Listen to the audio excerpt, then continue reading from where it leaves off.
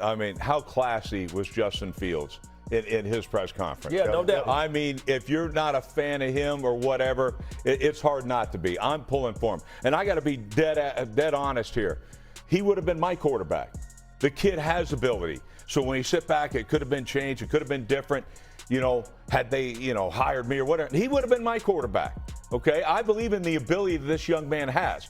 How about we do something to help the guy? Yep. All right, the thing that's frustrating to me is when you see the New England Patriots taking off, every one of their players has improved. Every move they made improved their football team. Rex Ryan just dropped a bomb hotter than a New York summer, suggesting the Jets should trade for Shedeur Sanders, the same guy making defenders look like they're frozen in time. Could the Jets really pull off the wildest, most chaotic move in football history? Buckle up, because we're diving straight into Rex's bold, unpredictable, and downright shocking vision, and trust me, you won't believe what comes next. It is time for the Jets to acquire Shedeur Sanders from the Cleveland Browns. And someone tell me why that's a bad idea. And I don't want to hear about it's a circus. It's a circus? What's this? What the hell is this that we're watching? Circus! That's a circus. Bad, crappy football is a circus. The Jets should have drafted this guy, I don't know, second, third, fourth. They got a million opportunities to draft him. He has not gotten an opportunity in Cleveland. I don't really care about the Cleveland Browns, so I'm not going to fight their battles. I'll let Josina Anderson take care of that. Haters love to claim Shedeur Sanders had no other options, like the universe handed him a Jets-only ticket and told him to take it or go home. That's pure nonsense, classic hater energy. At this point, it's not even about football anymore. It's about envy, fear, and denial. Look this kid in the eye in the locker room. This is one of those games, the owner took his shot. This is where, I think a couple weeks ago we were talking about the Miami Dolphins and the players-only meeting. This is one where we play for one another. Yes.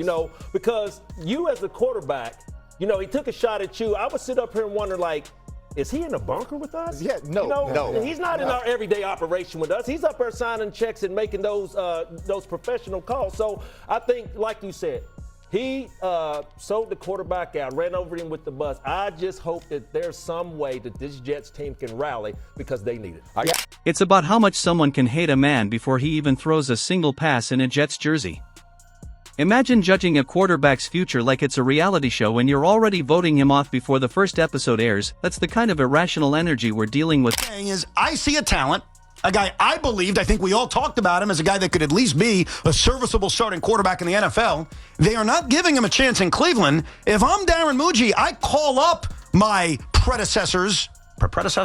my contemporaries in Cleveland, and I say, here's a 5th-round pick back. Here's your 5th back. Let's get Shedeur in here, and let's see what the kid has got, because why not? If he comes to the Jets, amidst all of this and all the issues that are going on already, and he's just the brash guy that he was, how does that make it any better? What if he's good?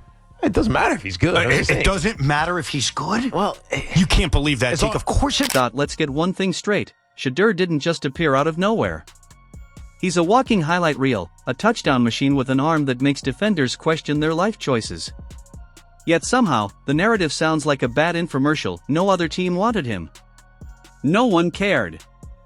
Pure fiction, nothing more. Could this become real? The Cleveland Browns send Shedeur Sanders and their Jacksonville first-round pick to the New York Jets for Garrett Wilson. Now, I understand, a lot of you want Shedeur Sanders to get an opportunity and for Garrett Wilson to have a change of scenery. But I just don't see this trade happening. While I do think the Jets are going to be looking for quarterbacks on the market, I don't think Shedeur Sanders is one of the guys on the block right now. Especially because Cleveland's still trying to figure out what they have in these 2 rookie quarterbacks, and right now a lot of their game plan involves figuring out what they have right now in Dylan Gabriel, and by the end of the season knowing what they have in Shedeur Sanders so that they can approach the draft this coming offseason. He's overhyped. Overhyped? Really? The same people throwing shade probably couldn't toss a football 5 feet without hitting an unsuspecting grandma, yet somehow they're experts on Shedeur Sanders. Apparently, he can't possibly exist outside the Jets, because reasons. But here's the truth the haters ignore: Shedeur wasn't cornered into New York. He had options, plenty of them. Anyone with half a football brain knows it. But in haterland, logic doesn't exist. In haterland, your potential and talent don't matter if you make a choice they don't approve of. It's almost impressive, the energy it takes to hate someone before they've even stepped onto the field.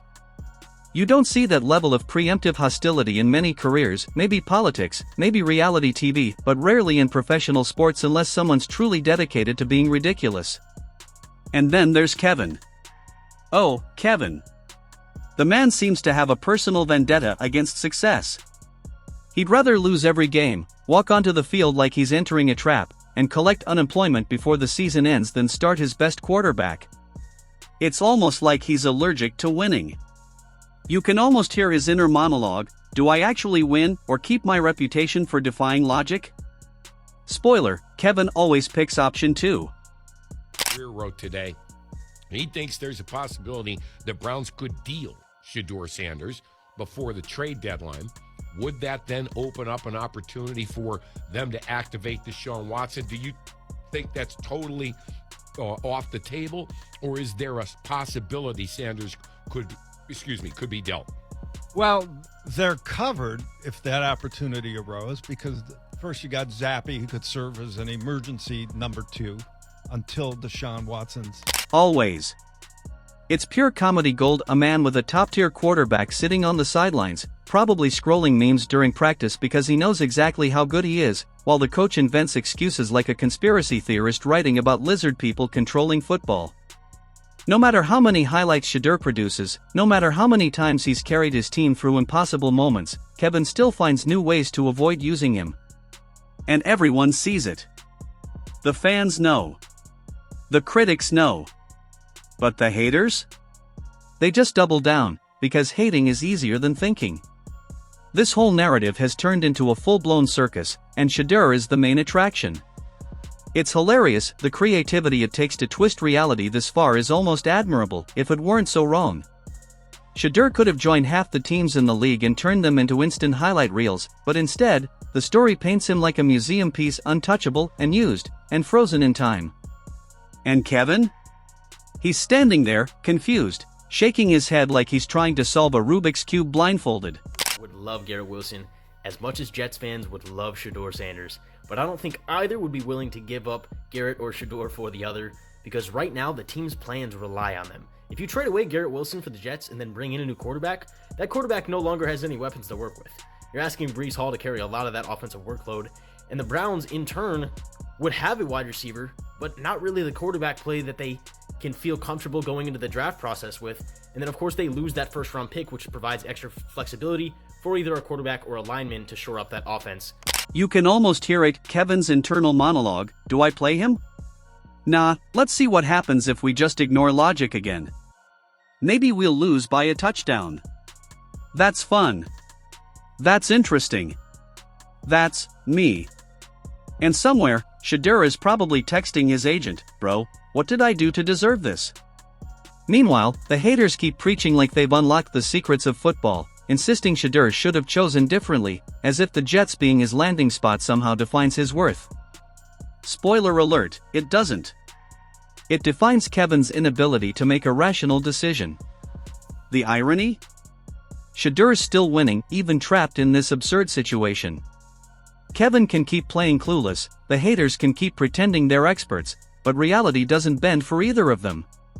Sure, Shedeur could have gone anywhere, but why does that make people so bitter? Alright, because this isn't about fairness or football.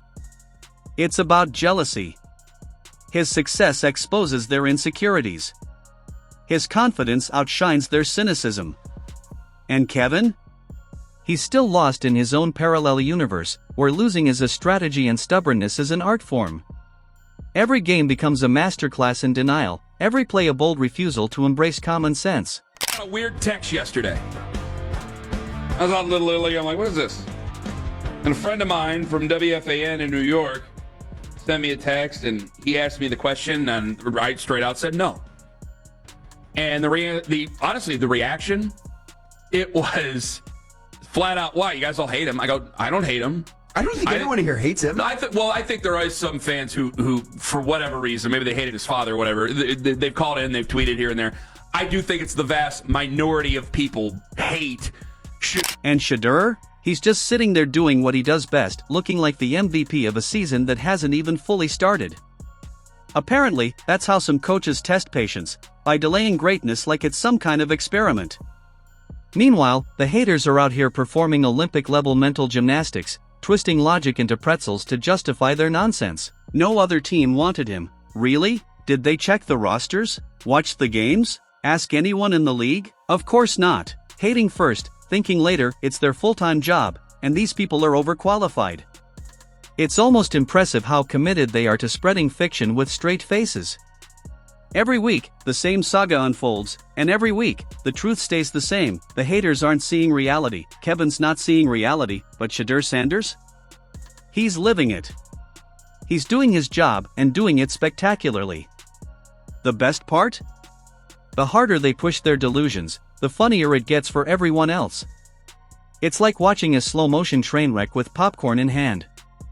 You can't stop watching, you can't look away, and you definitely can't help laughing at the sheer absurdity of it all. Let me get this straight. The Jets asked the Browns about Shedeur's availability to be traded, and the Browns said they wanted a second-round pick. Keep in mind, they drafted this man with a fifth-round selection. He has not played in a regular season NFL game, but yet they want a second-round pick for him. Now, magically before the trade deadline, Shedeur's listed as questionable today due to a back injury and inactive versus the Patriots. And they elevated their practice squad quarterback Bailey Zapp to be QB2. Translation, the Browns never had any intention of playing Shedeur Sanders. Literally listed this man as inactive, so there'd be no chance he could possibly play even if Dillon Gabriel was terrible or got hurt. Browns fans, Kevin Stefanski hate. So yeah, Shedeur had options, Kevin had stubbornness, and the haters had nothing but hot air and bad takes. Yet somehow, through all the chaos, Shedeur Sanders still rises as the undeniable force in this comedy of errors.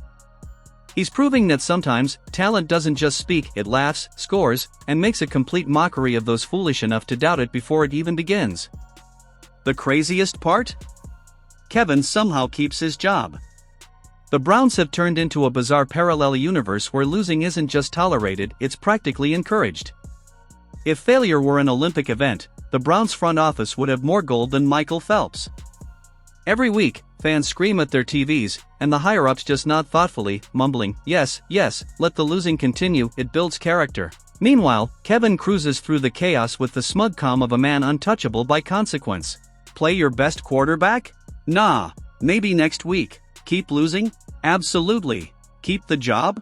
Always. Think about what you're giving up if you give up Shedeur. And if you're Stefanski, you are very upset at that development because Shedeur is essentially, he could be his get-out-of-jail-free card when it's all said and done. Oh, I don't even think Kevin thinks like that. I think Kevin would rather get fired than play Shedeur at this point. That's the way it feels. I'm not saying that's definitively what it is, but I'm not doing charity work here. I'm not doing charity work for Shedeur Sanders, and by the way, he doesn't need it, and I'm sure as hell not doing it for the Jets. Make me a real offer.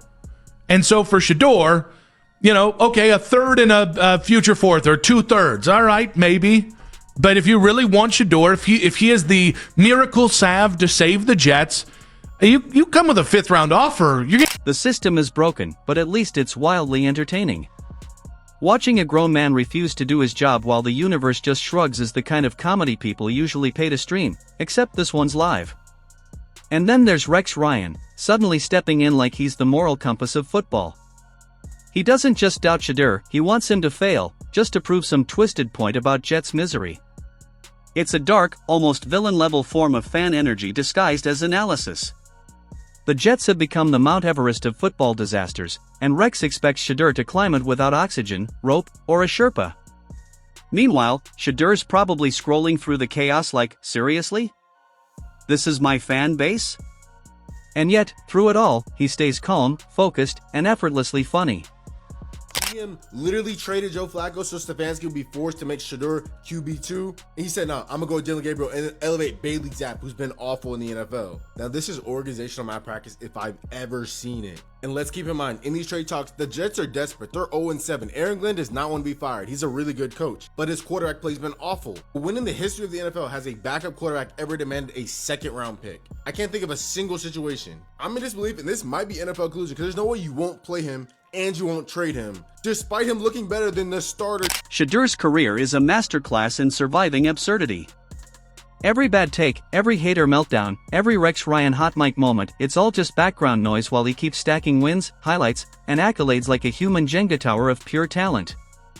And the higher it climbs, the more the haters panic, desperate to topple it before their own narrative collapses over in Cleveland, Kevin continues his own tragic comedy, refusing to play his best quarterback, losing like it's a performance art project, and somehow keeping his job because the Browns seem allergic to winning. That's where the humor truly peaks. You've got Shedeur, capable of dominating anywhere, while Rex Ryan lurks in the background like a soap opera villain, plotting chaos just to see the world burn. Oh, Cleveland Browns fans, let's go ahead and cut right to the chase. Kevin Stefanski is never going to give Shedeur Sanders an opportunity. He's not. And I think I understand the assignment now. You look at this game, and Kevin Stefanski is almost like the captain on the ship of the Titanic. He's going down with the ship. His way, nobody else's way. Myles Garrett just set a franchise record with 5 sacks in a game, and they lost 32-13 because Kevin Stefanski is not what's doing in the best interest of the team. Meanwhile, Kevin's out here building a resume of consistent failure like it's some avant-garde art project. Every storyline twists in on itself like a football-shaped pretzel. The Browns normalize losing, Kevin defies logic, Rex Ryan roots for chaos, and the Jets exist as a living warning label. You can almost picture the scene in slow motion, Rex gasping, Kevin shrugging, haters typing furiously, and Shedeur nodding like, yep, this is ridiculous, but also hilarious. It's a perfect storm of irony, absurdity, and raw skill. Honestly, the universe couldn't have written a better comedy if it tried. And through it all, the Browns' unwavering tolerance for losing remains the most audacious act of all. Being reported that the Jets reached out to the Cleveland Browns and say, hey, what do y'all want for Shedeur? And it's being reported or rumored that the Browns wanted a 2nd-round pick. What the fuck? What? What? A 5th-round quarterback that has not played. Y'all want a 2nd for him? Kevin keeps the same stubborn approach, refusing to pivot, refusing to play his best quarterback, refusing to even acknowledge logic, while somehow holding onto a job that, anywhere else, would have disappeared faster than a touchdown in overtime. Meanwhile, Shedeur keeps dominating, quietly proving that real talent doesn't just appear, it demands to be seen. Shedeur Sanders isn't just another player, he's a force of nature. The entire football world, its absurdity, bitterness, and noise, is merely the stage for his inevitable rise to greatness.